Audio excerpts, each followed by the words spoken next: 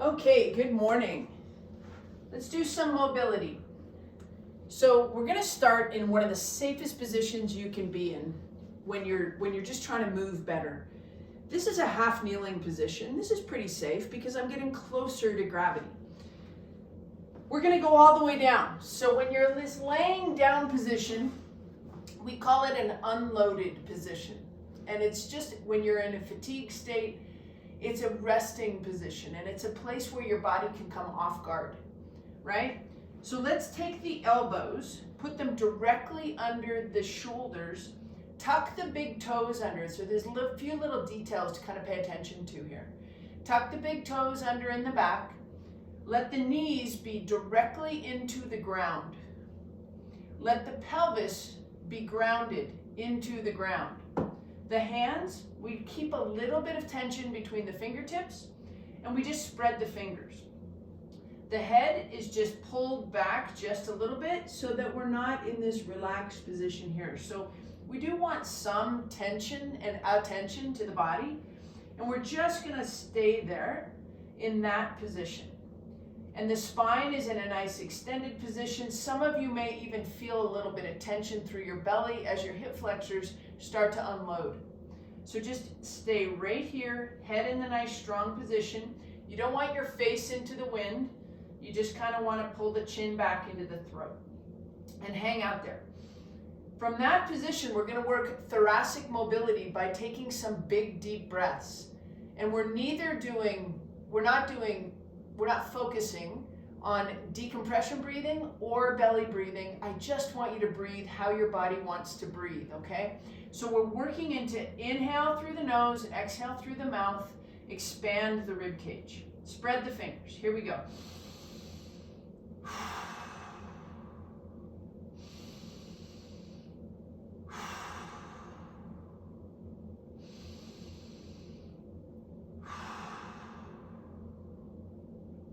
And good. We want the neck nice and straight. You're looking straight down, and we're just expanding the rib cage. This next set, we're going to do the same breathing, but as we do that, we're going to splay the shoulder blades laterally, and then we're going to fall into it and let the shoulder blades retract.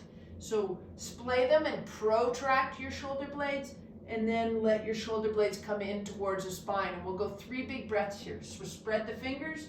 Put the head in a great position. Inhale, splay. And breathe into your back. Exhale, fall into it. Inhale. And exhale.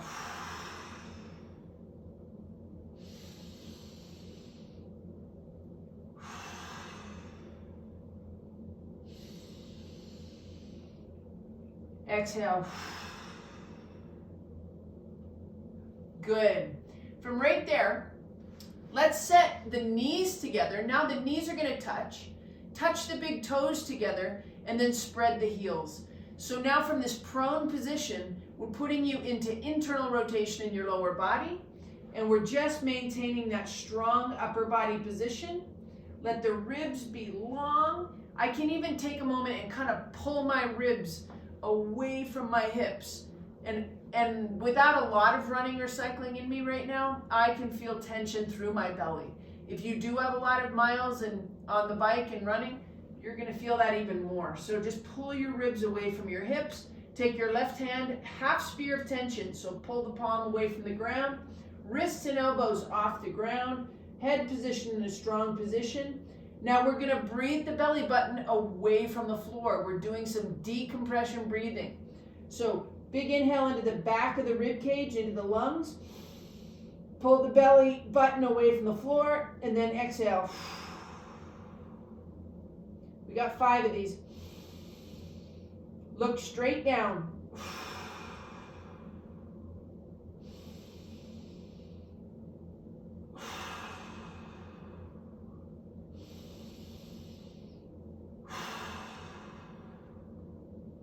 One more time.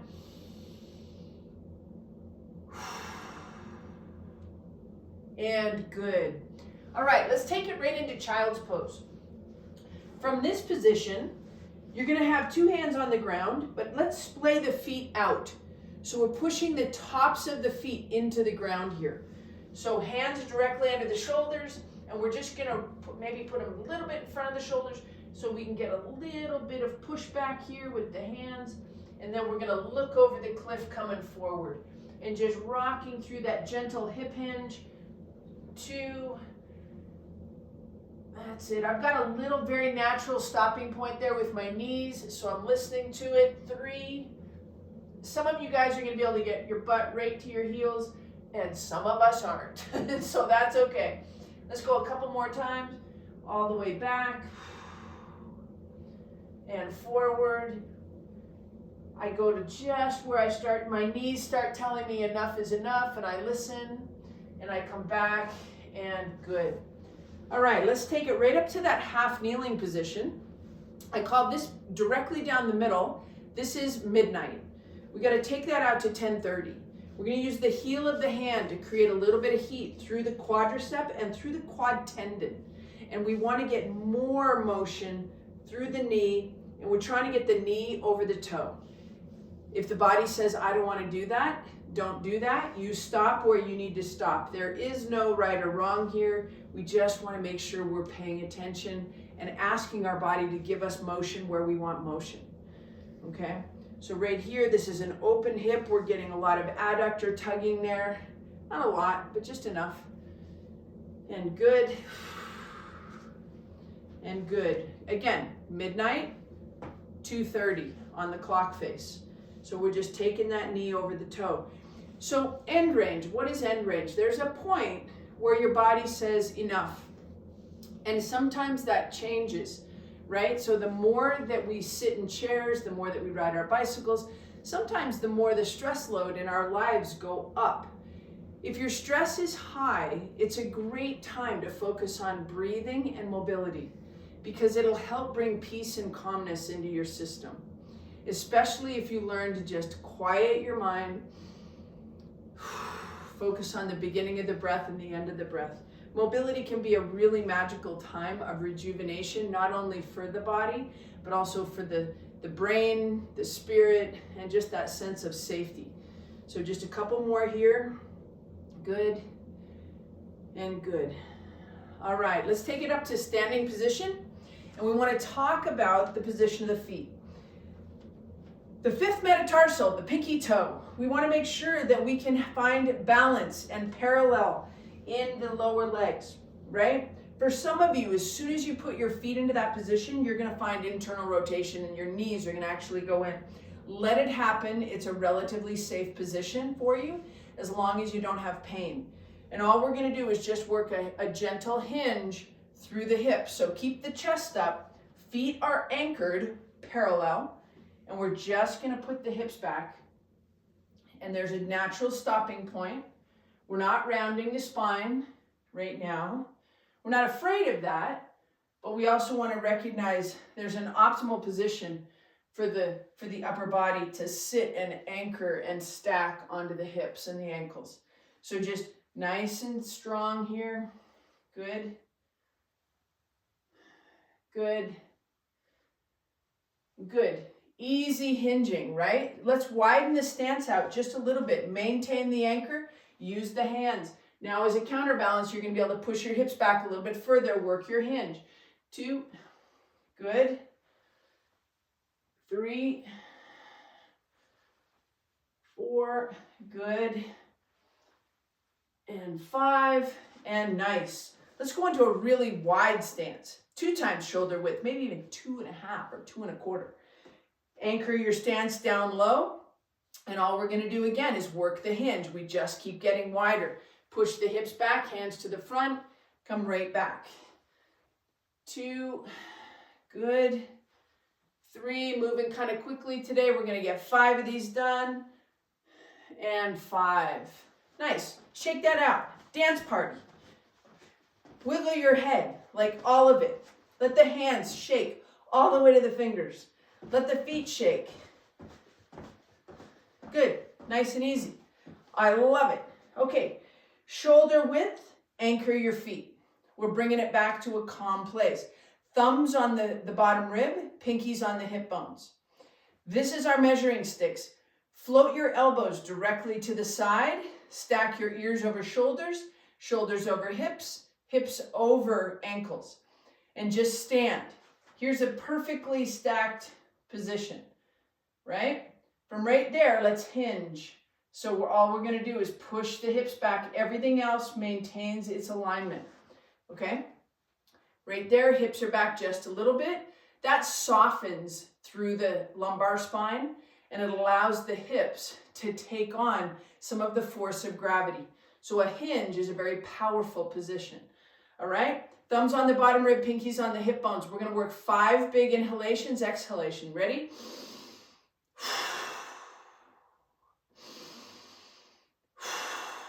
Expand the rib cage. Should feel it moving. And one more. And good. Dance party. Shake it out. Shake the fingers, shake the head, all of it. Let's take it back down to that half kneeling position, out to 1030. We're going to take the hands up to shoulder width, or right at the height of the chest. And we're rotating away from the knee. So we've already been here once, and now we're just going to take the hands at the upper body and rotate away. Good. Woo, felt some nice movement there. One more. And good. And you see how parallel and see how tall I'm sitting? And that's what we want. We want that length and that height. All right. So the knee is going to go over the toe. Hands at chest height. 1, 2, 3, 4. Just relaxed breathing. 5 and 6. I don't know if I gave you an extra one there or not. Let's bring it on up. We're going back to that pretty wide stance, 2 times shoulder width. This time we're going to focus on decompression breathing. Decompression breathing will upregulate your system just a little bit to create tension and strength in the body. This is activating that transverse abdominals, and it's elevating the ribs off the hips. So we use the measuring sticks to ensure that as we exhale, we're not losing the space, and we're maintaining the integrity of lumbar support and control. All right, so same strong position. Tuck those 3 fingers under, get the measuring sticks. Inhale, expand the rib cage. And as you exhale, maintain the space. Working hard through the stomach. Big inhale.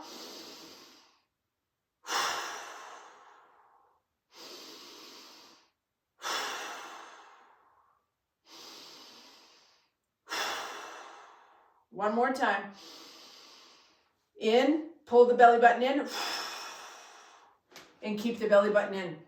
There's a time and a place for decompression breathing. It's not all the time, but it definitely is a useful tool to create tension. It brings you up into fight or flight. Fight or flight and the sympathetic drive is not a bad thing. It's something you want to learn to be able to consciously control as best you possibly can. So if you do feel like you're tipping the scales and you're getting anxious and it's gone beyond useful, functional fight, that's when you need to have this tool of the belly breathing to offset it and be able to calm yourself into a more useful state, right? So they both can have the good and the bad, the yin and the yang, and we need to have skills to get both places. All right, let's go ahead and lay on your back. This time we'll go into that anchored position, down low, knees together, toes together, heels apart. Let your head lay nice and relaxed onto the ground. Keep that anchor on in the lower body. Knees together, toes together, heels apart. Float your hands to the height of the heart. And from right here, soft elbows, but tension in the body. Not a lot, just low-level tension to be able to hold the position nice and strong. From right there, we're going to work 3 decompression breaths, and we're going to force air into the lungs. So you're going to go comfortable inhale, then you're going to pause, and then you're going to sip some more air and inhale again. All right? Ready? Thumbs on the bottom rib, pinkies on the hip bones. Set the space between the ribs and the hips. Make sure that it's strong and long. Float the hands to the height of the heart. Inhale through the nose. Pause, and then inhale again. And then exhale. As you exhale, you maintain tension in the belly. As you inhale, the belly button is in, pause, and then inhale again, and then exhale. So there's no belly elevation in decompression breathing. 2 more big breaths. Inhale. Inhale again. Exhale. 1 more of those. Here we go.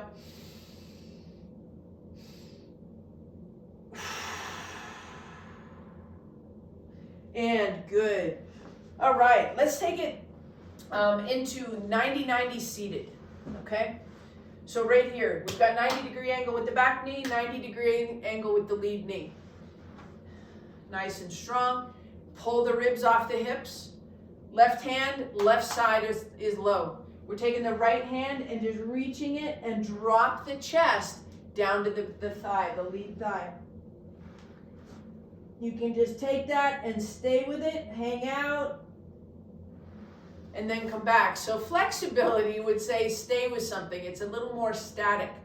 Mobility has a little bit more of a dynamic nature to it. So let's go 5 reaches. 1 and back, 2 and back, 3 and back, 2 more, 4, good, last one, and 5. Take it to the other side. Seated 90-90, right side low, 90-degree on that back knee. Make sure it's not too tight. That would be too tight. 90-degree angle, 90-degree angle. Right hand low, right hip low. Left hand reach 5 times. 1, 2, 3, good. 4, and 1 more, and 5. All right, good. Okay, so let's go ahead and take a side laying stance. We're gonna take your top leg back, okay? So give yourself space here. Take your front leg forward. So we've got extension on the bottom. We've got hip flexion on the front. We're taking that lead hand at chest height and we're just gonna drop the belt buckle to the front. Keep the knee off the ground. 2, we're gonna go 6 of these. 3, 4, drop that hip to the ground. And 5, 1 more. And 6, other side. So we're side laying, bottom leg back in extension, top leg forward, hip is flexed, front foot grounded into the ground, and we're just gonna bring that knee forward, bring the hip forward. If we had a belt buckle on, the belt buckle is going to the ground. 2, 3,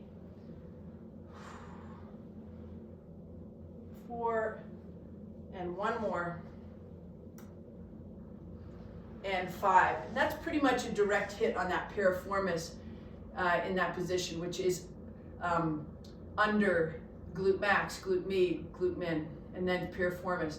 So if you do have a piriformis that's kind of stuck in the on position, you are definitely going to feel that movement just a little bit. If your glutes are functioning nicely, that should feel like a nice glide. Okay? Let's take it to half kneeling. We'll finish up with this one. Right leg out to the side, 2 hands to the ground, directly under the shoulders, pushing straight back, and then forward. Get that head into a nice strong position. We're just gonna rock back and forth. 3, 4, and 5. Same thing, other side. Hands directly under shoulders. Oof. 1, 2, 3,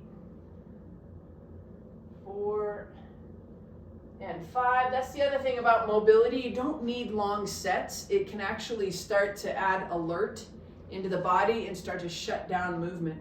So long duration sets, probably not best served on this kind of session. This should be more of a set the stage kind of session. We're not trying to down regulate, we're not trying to up regulate, we're just trying to reestablish great movement. Okay, right here to the back, 1, last 5, 2, 3, 4, 1 more, and 5. Make sure you're not hanging your head, relaxed shoulders. We want head in a strong position. Here we go. 1, good. 2, got a little ankle crack there. 3, good. 4, last 1, and 5.